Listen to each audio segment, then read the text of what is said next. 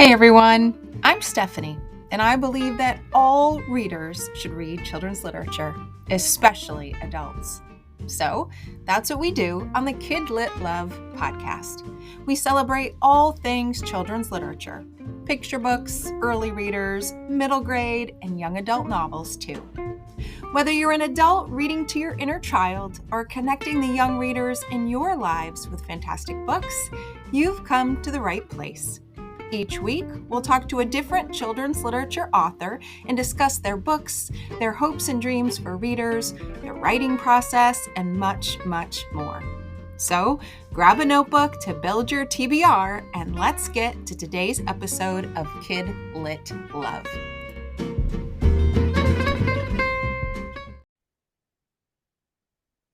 Hey everyone, welcome back to the Kid Lit Love podcast. I'm Stephanie, your Kid Lit loving host, welcoming you to another weekly episode with a children's literature author.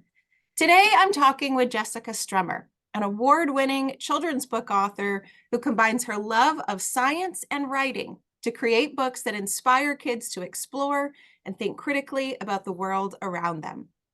And while she has multiple picture books published and soon to be published, today we're taking a deep dive into one of them, her most recently published book, Lights Out, a book that both fascinated me and taught me a thing or two also, something I know it is sure to do for young readers as well.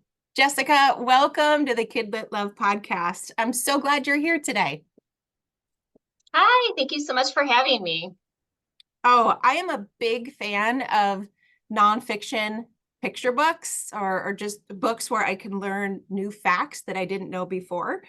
So I'm excited to talk with you today because both of the books that I have read of yours taught me something that this 40-something-year-old had no idea about, which I love. And you did it in such a beautiful storytelling way. So let's start at the beginning and tell me about how science and writing connect for you, and maybe why science and writing connect for you, and what led you to put that love together in a picture book. Yeah, so I think I was one of those people that didn't know what they wanted to be when they grew up until like maybe now. I always loved nature and science. You know, if you ever asked me in school what was my favorite subject and what I wanted to study, it was always science. But I never really thought about the grown-up way of like how I would turn that into a career. So I got a degree into biology, and I loved it. And then, met my husband, and my life went a different direction. We were in the Marine Corps for, he did 20 years. I was with him for 16. So, that kind of changes things a bit. But I always still loved reading and writing, and especially science. And I think back to it, and when, because he was in the service, me and the girls were alone, solo parenting quite a bit. And I would go to the library with them as just something to do to get out of the house, something quiet. And as they got older, the books became, we cherished that bedtime, that quiet downtime. And I would be telling stories to them as well. And I would kind of, go write them down and think, okay, well, maybe someday I could actually write this. And I can't remember which deployment it was. My life until then had kind of gone deployment. Anyways, I had written my first one, and I think it was kind of a way to cope with him leaving. And the story just kind of poured out of me. And then I was like, okay, now you're gone, and I have to do life by myself. And again, the library was a huge lifesaver. They were old enough then where they could read by themselves. So we would get dozens and dozens and dozens of books. And that was my guaranteed, hour of quiet time where the girls would just go sit and I could actually get some writing in. And then it was probably around 2019 where I thought, okay, I'm going to really try and do this. I'm going to see what this is all about, like actually trying to become a published author. And, joined STBWI and met some really fabulous critique partners. And I've been very fortunate that, everything has worked out. But it was interesting when my very first story I remember writing that will never see the light of day was a nonfiction. And I didn't really realize at the time that that's what I was doing, that I was pulling on my love of science and nature and writing to that strength. I experimented with some fiction stories, and they never were as polished or as engaging, but my nonfiction stories always seemed to be the ones that my critique partners really enjoyed reading. And, so I kind of figured out that that was the area that I was strongest at and I enjoyed. And yeah, and I haven't been able to stop. Like I discover new topics almost daily that, just go onto the list of maybe someday. So it's been really fun to kind of see that evolution of why, how I got into writing and still how that love of science and maybe that degree that I, spent a lot of time earning has not gone to waste after all. Maybe it actually was put to use in just a very unexpected. Yes. Well, Yes.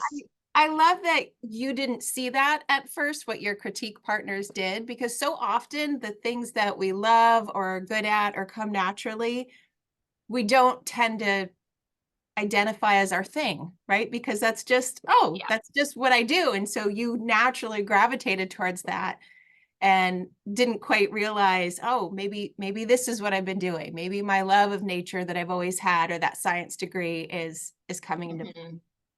Before we Yeah. jump into the books, I've got to ask you now, because you mentioned kind of finding these facts or finding these new things. How do you come across these ideas? Because as I mentioned, and without kind of revealing what those ideas are yet, because we'll do that when we get to your books, as I was reading them, I thought, why didn't I know that? Why didn't I know that? Why wasn't I taught that? That is so cool. How do those ideas come to you? Are they things from your biology degree? Are they things that you saw in your own reading? Or is it just like that little spark of an idea that you're like, oh, that'd be cool? I'm just so curious of that. Yeah, the ideas come from all different places. So sometimes it'll be, I love listening to podcasts. I'll listen to science and nature podcasts, and sometimes I have to take a break from them because they just they inspire so much that I am like, okay, I can't write down another idea. And it could be just a simple fact that I'm like, wow, I wonder if that's really known, and if anybody has actually explored that more broadly and, maybe written a story about it. Um, Sometimes it's historical events that I'll hear about. And I used to get a newspaper subscription. And so, there's always different features and it just everyday things. I can even just be out, hiking or whatever. And a lot of times stories will come to me in titles. And so I might hear something and a title will come to me first. And then I kind of have to mull it over and maybe do a little bit of preliminary research and just kind of see again if anybody has done it or if there's if I can find a way into the story, and sometimes it happens and sometimes it doesn't. So yeah, the ideas are everywhere, the inspiration is everywhere. And we can get into more about kind of the inspiration between my first two picture books later if you'd like, but Yes. Oh, I do. the possibilities for nonfiction are endless, we'll say that. Yes. So I've got to ask, because I am a huge notebooker. I love to notebook. I love to journal. I have far too many of them stacked in all nooks and crannies of my house. Where do you curate all of those ideas? Do you have a physical notebook? Do you've got, lists on your phone? I'm just curious of where you collect all that goodness. Yes, I love writing by hand. And so very similar. I have notebooks everywhere. I have scraps of paper. If I get an idea, I'll write it down on whatever I can find and stick it into something, stick it into Yep. I have a pile on my desk or whatever. Yes. I mean, and then I'll kind of go through and I'll go back and I'll gather, like I said, every once in a while, I'll go back and see, okay, I'm ready to work on something else. What's really grabbing me? And I'll go back and try and find, all those things that I wrote down. But yeah, I definitely do a lot of things longhand on paper. Even just the first, like I was mentioning, I have to find a way in. Once I have an idea and a title and I've done a little bit of research, I need to be able to write the introduction to find a way in. And I have to do that on paper. I can't do it while sitting at the computer. Right. Right. And I can appreciate that, because while the books are filled with a lot of nonfiction information, they are threaded together in a story-like fashion that hooks the reader in. So it's interesting that the kind of the flash of the idea is maybe in the content, and then you work it into a story.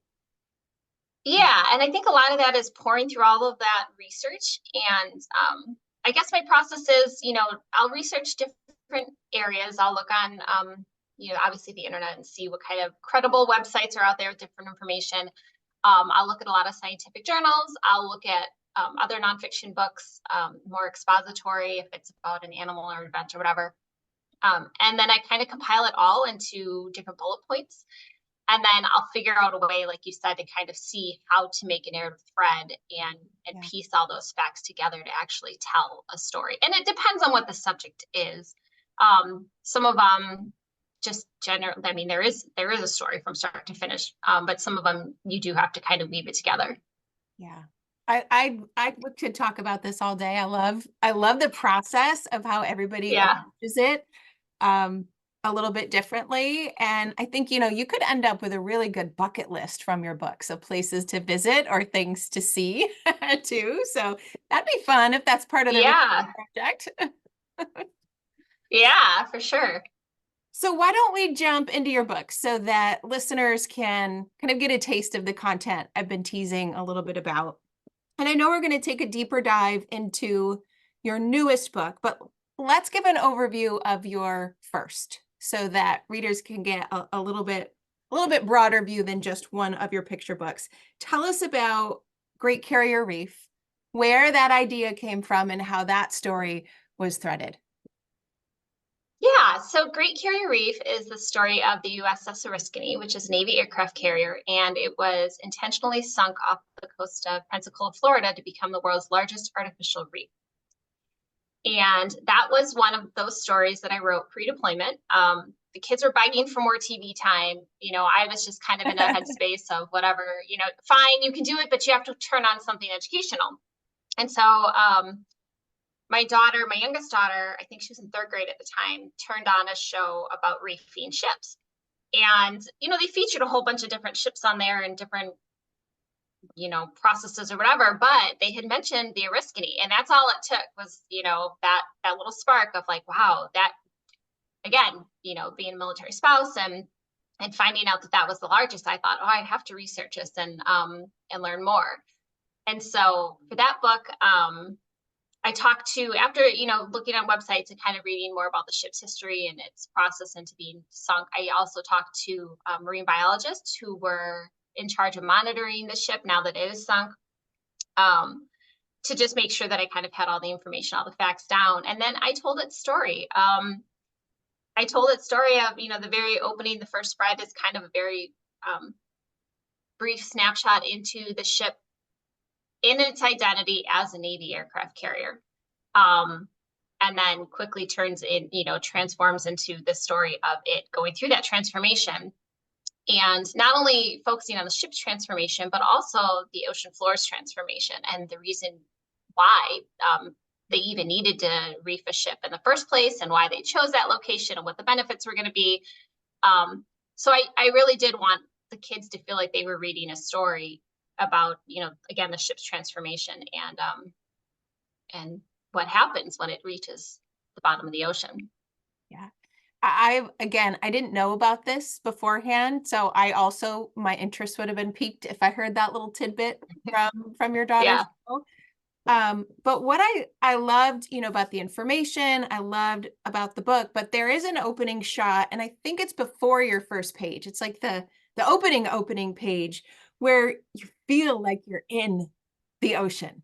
Like that page, yes. I loved that opening page. I thought, oh, I'm going to dive in. I'm going to dive into this book. And I imagine a lot of kids just feel immersed in that as well. Such a beautiful pairing between you and your illustrator.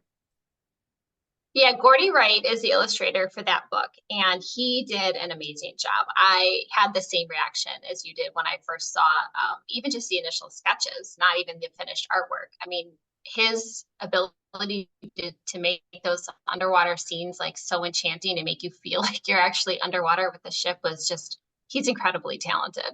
Yeah. Yeah. Yeah. That book was an immersive experience, I would say, between the two of them. It was beautiful. And I could see kids, as a former educator, read alouds are my favorite time. And the books that you open up and the kids lean, that this is a lean in kind of book, yeah. I think. Yeah, and he did such a beautiful job with that book, and each spread is really interesting to look at. So as you're reading it, that reading the words or listening to the words, yeah, you do want to take a minute to pause and kind of look at everything that he's done regarding the art. Yeah. Yeah. And not only that, your book, at least for me, sparked a little bit more research. So whenever I find something in a book that I either didn't know about, or I want to visualize, or I don't know the word, off to the internet I go, and I Google, and I look up things that just have this nice domino effect of curiosity and knowledge. And your book does that for sure. Like I instantly went online, and first of all, how did I not know about this? And let me see this. And so I think your book would spark more learning and more reading and more everything, to really quench kids' curiosity on the topic. I love hearing that, because that is the goal. When I decide what, like I said, my idea of things that I want to write is incredibly long. So when I choose what to actually try and sit down and write about, I do try to think about the kids and how this might grab a hold of them and what it might lead to. Mm-hmm. And in this book, what I really I hope two things with this book when kids read it. First, I do feel I hope that they leave with a hopeful feeling at the end to see, because there's so much doom and gloom surrounding climate change or different problems that we're going through with the planet. And this is a success story.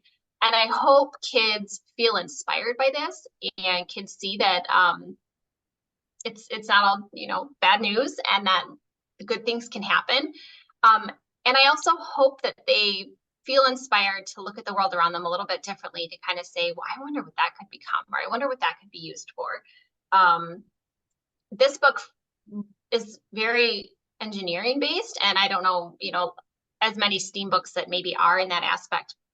And so I think that that's another cool layer to it, is that kids get to see the technical side, but then also get to see how that all applies to more the environmental, ecological side of it as well. And maybe, again, just, you never know when you're going to kind of crack open a door for kids' curiosity, and they're younger now, but maybe they'll continue to feel inspired by that, and it might be something they pursue in the future. Yeah.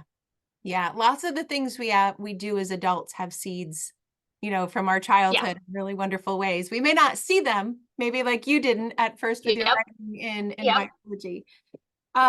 You mentioned your hope is that kids would read these books with a sense of hope, to not realize or to not think it's all gloom and doom. And I think that's a theme that comes through really strong and clear in your second book as well, that there are good things people are doing, and one person could actually start a really beautiful chain effect to have an impact. And so I love that you're kind of threading that message through the books, at least that I have read so far. So I'd love for you to talk about the one that we're actually talking more about today, which is Lights Out. So give us the overview of that one. Yeah, so Lights Out published March 5th of 2024, and that book is based on the Lights Out movement, which what is currently a movement to kind of help migrating birds along their way, especially during peak migration period. So it kind of follows the story of a flock of sparrows, and one of the sparrows kind of gets lost in the city, and a young girl finds the sparrow and takes it to a rehabilitation center. And that in the story, that sparks, leads her kind of helping to spread the Lights Out movement. She learns about the Lights Out movement in the rehabilitation center, and that leads her and her classmates to kind of help spread word about the movement to the community, so that the next time the sparrows come through, there's less light pollution in the city, and they can actually, get to where they're going.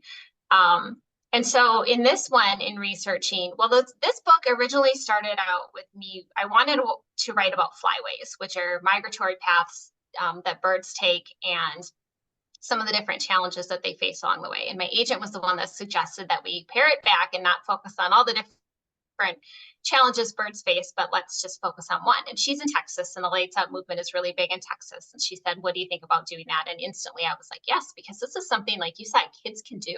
Kids can see a big difference in. And in researching, I talked to the director of FLAP Canada, And he actually, confirmed that yes, kids are the ones. I mean, kids had a big role in getting the movement to spread. They were teachers that took the initiative to have their classes, write letters and share them with city leaders or business owners, and things that they could do in the classroom, things that they could do at home. And so, yeah, I kind of going back to what you said, I wanted kids to see that they can actually do something and they can make a difference. And I feel like that this book accomplished that. It does still hopefully, leave kids feeling hopeful, but also maybe feeling empowered that, something as simple as just flipping a switch, asking your parents, reminding them, to turn the outdoor lights off or to turn off, even the lights you're not using when you're indoors, because that still affects the birds. And it also touches on building strikes as well. So there's a whole, bit in the back matter that talks about what the building strikes, what that's all about. And again, offers some practical ways that kids can work with their parents to help make their home more bird friendly. Again, this was a topic I didn't hear of it before. I don't live in a big city, right? So I am sure that is probably it. I'm probably not in, the most well-traveled migration pattern place. So, in my defense, maybe that's okay why I didn't know. But I loved learning in the back that it really was kids and teachers that started, maybe not started, but really helped move. They helped. Yeah, they helped. Yeah, because kids, if we just let kids develop those ideas and actually do them, like kids can literally change the world if we just let them. Yeah. In so many ways. Yeah, and I just loved learning that the organization existed, that this kind of thing can just help, can help the environment in so many different ways. And the funny thing was I love bookish synchronicity, like when I read something and then all of a sudden that same topic comes up in the next book. Just a couple of days before I read your picture book, I had just read Wellness by Nathan Hill. Very big, very deep, very slow burn kind of a book. But there was one section of the book that I couldn't get out of my head. And I don't know why, because it wasn't a very important part of the book, but in the location that the story was taking place, there was this beautiful, big, brand new, architecturally designed building where they had these glass walls that were curved. So it had this beautiful looking effect from the road. And there was a section in the book that just talked about all the birds that were literally suicide diving because they didn't see it. They didn't know. Yeah. By the end of this one scene, they commented how many birds were on the ground that you have to step over now since this building has been erected. And I could not get that out of my head. I felt so bad for the birds. I couldn't imagine what it looked like. And then I read your book and I thought, well, isn't that, I was so upset. And now I know something I could do, or at least share the message with others. So it was just, such a coincidence, maybe not, that came together. And I just, I thought, wow, okay, this is a thing, but there are things cities are doing. Yeah, and the book also discusses why the birds matter, right? There might be people that say, oh, it was one bird, big deal. It's not one bird, it's a lot of birds. And why are birds important? Why do they matter? Why even that one bird does it matter? And so especially I think for teachers, whether, it's a traditional classroom or homeschooling, can use lights out in their curriculum. If you're talking about habitats, maybe you're talking about migration, talking about ecosystems, and kind of threading that into the bigger picture, of why birds matter, what role they play, and something like this lights out movement, the big difference that it can make. And again, helping kids realize that they could maybe be in control of something and have some power in the situation. Yeah. Yeah, I could easily see kids getting really excited after reading this of, well, I want to write a letter, or I want to put a picture on the windows. And now I Yep. know, from being in schools, there are so many restrictions of what we can and cannot put on the walls or near certain things, but how wonderful to just have an action step, right? That they could take right Yeah. after reading this book. Let's draw a picture and put it up on the window so that the Yep. bird kind of gets this idea that this is not a safe place to kind of land. So Yep. I could see your book inspiring a lot of conversation, a lot of light bulb kind of moments with the content, but then that doing piece, which is so important. Yeah, thank you. With everything, I want my books to also open doors for kids, and for young readers. I want that seed of curiosity to be planted.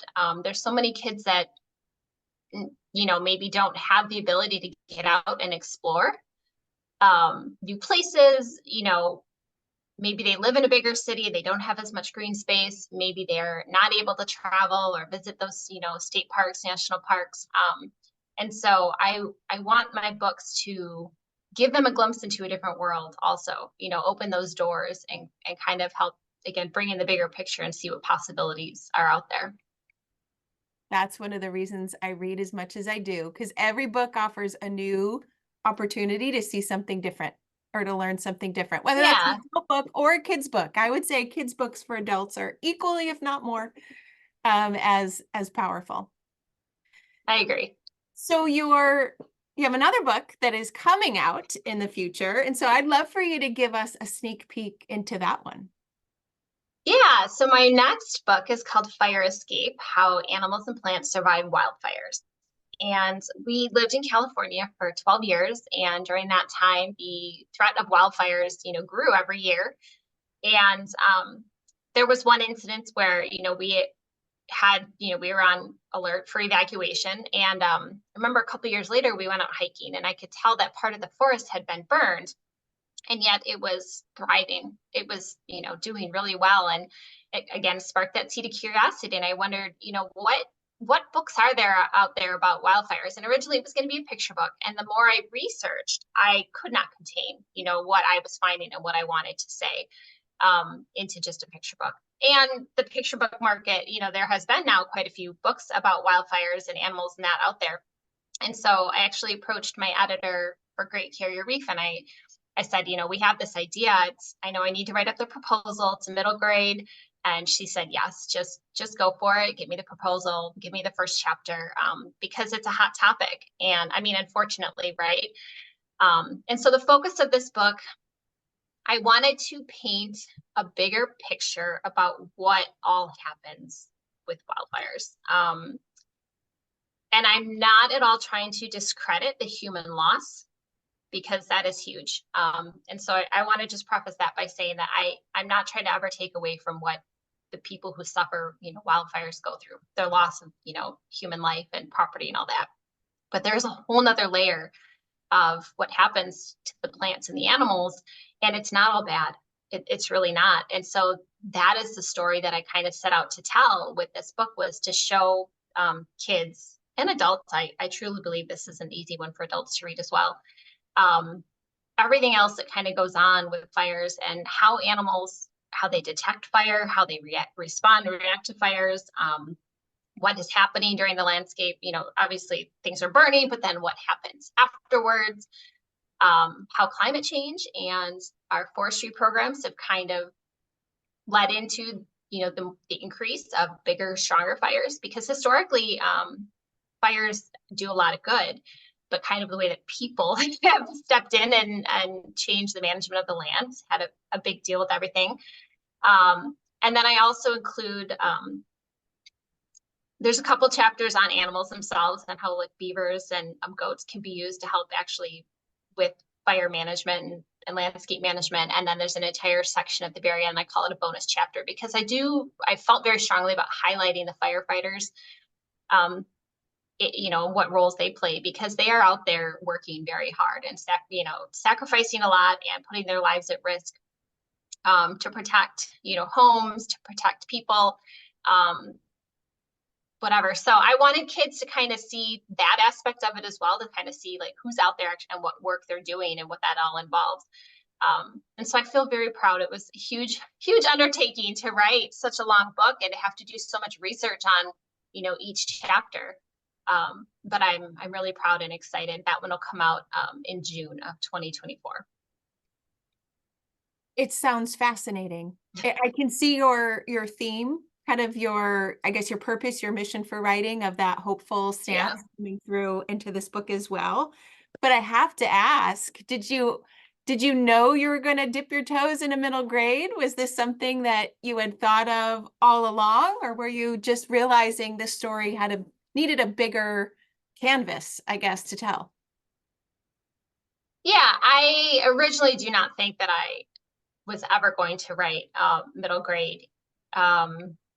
And it was kind of like I said, that I just knew that the story I wanted to tell couldn't fit into a picture book. And when I was researching the market, I could find stories about certain wildfire incidences or events, or maybe more expository, that kind of just touched surface level on wildfires, but there was nothing out there that really dove into the dynamics of wildfires.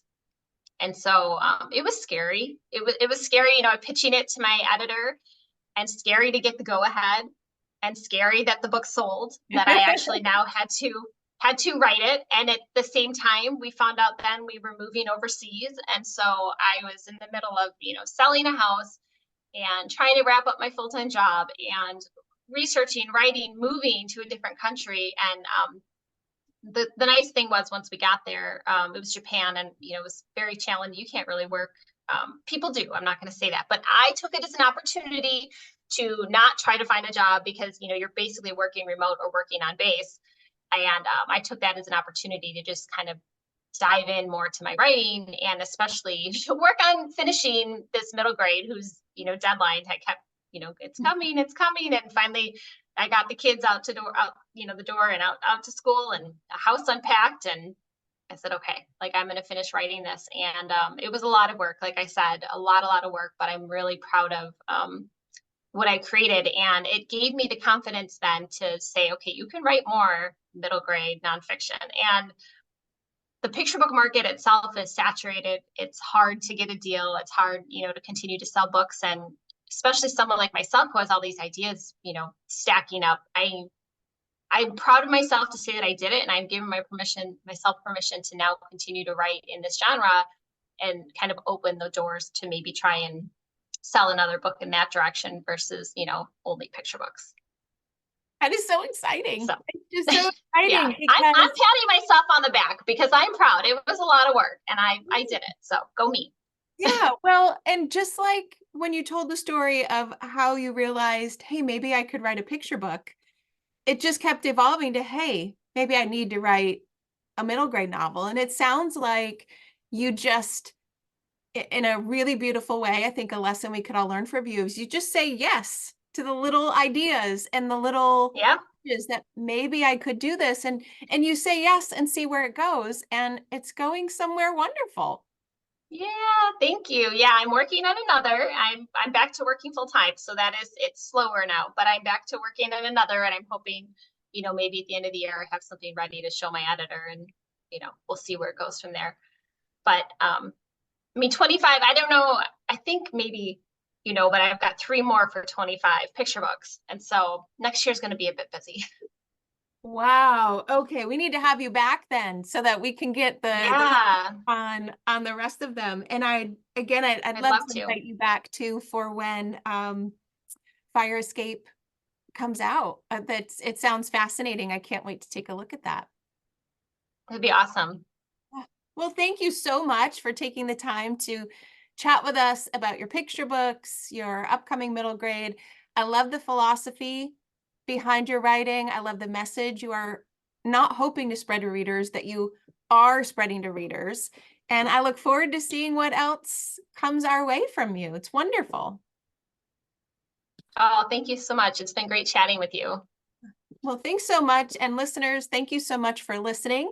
And I'll see you inside the next episode of the Kid Lit Love podcast.